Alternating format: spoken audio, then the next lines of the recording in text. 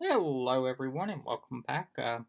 As we're recording this video, we are 48 days away from the culmination of the 2020 election. I would call it election day, but really election day has been going on since the state of North Carolina um, 2 weeks ago began sending out absentee ballots to voters, and other states have joined the process in recent days.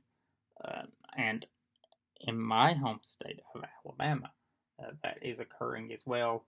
And I actually received my.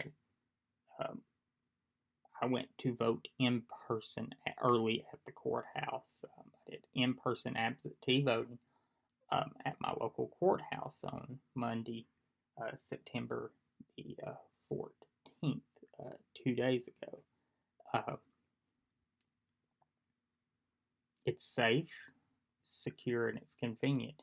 And I encourage anyone who is concerned about coronavirus and concerned about their ability to get out on election day to go and do it. I will provide a link to iwillvote.com in the description of this video for you to follow the steps in your state. It's a great resource.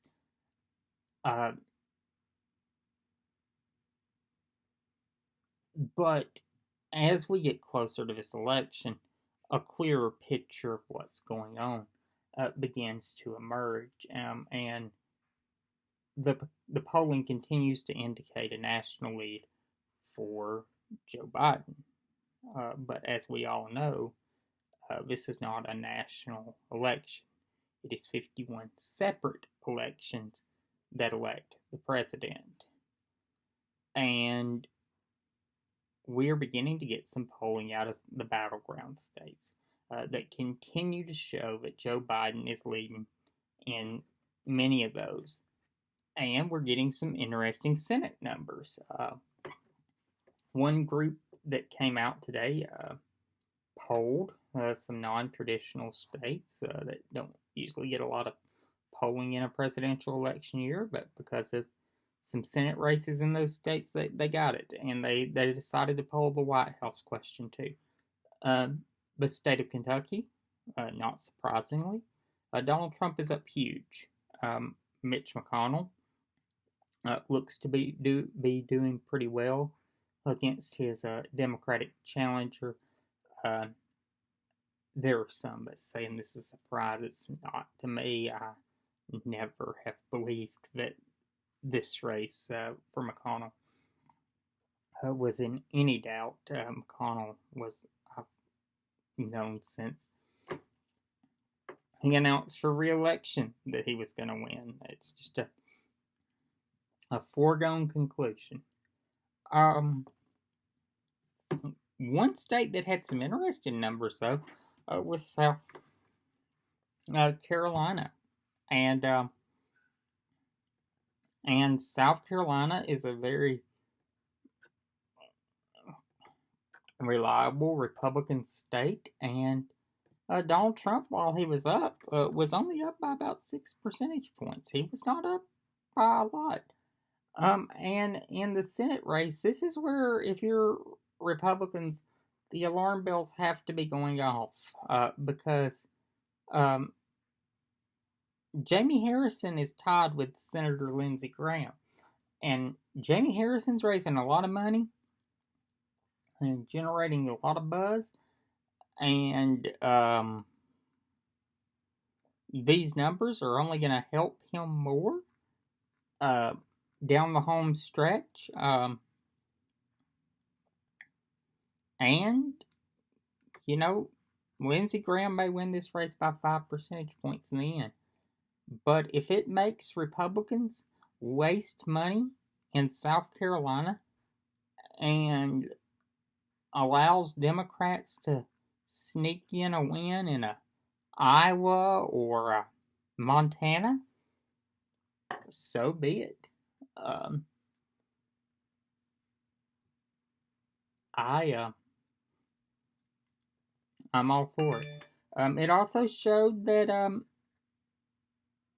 Biden is leading in not only the first congressional district in Maine and statewide in Maine, but that Biden is leading in the second congressional district in Maine, uh, which Trump won in 2016. And Maine is one of two states that allocates their electoral votes on the basis of the congressional districts and two on the basis of the statewide returns. So, interesting times ahead, interesting days ahead. We shall see.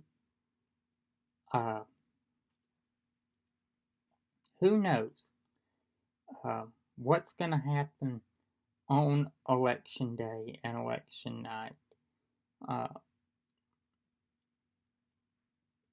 But I think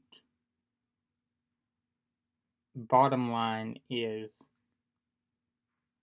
that right now things look pretty good for the Democrats, and they look really bad for Donald Trump and the Republicans. As I said, I myself voted on September 14th. I cast a ballot for Joe Biden and Senator Harris and Doug Jones, and we have a couple of amendments on the ballot here in Alabama as well. Some local races, and one thing that was very depressing was the lack of Democratic candidates on the ballot for federal and statewide office. Democrats fielded a candidate in the Public Service Commission race, but they didn't field a candidate for Congress, and they didn't field any candidate for any of the Supreme Court seats that were up, and that was rather depressing. I will see you all again tomorrow when we get back to looking at individual Senate races and me giving my opinion and outcomes on those. So we'll see you all then. Bye-bye.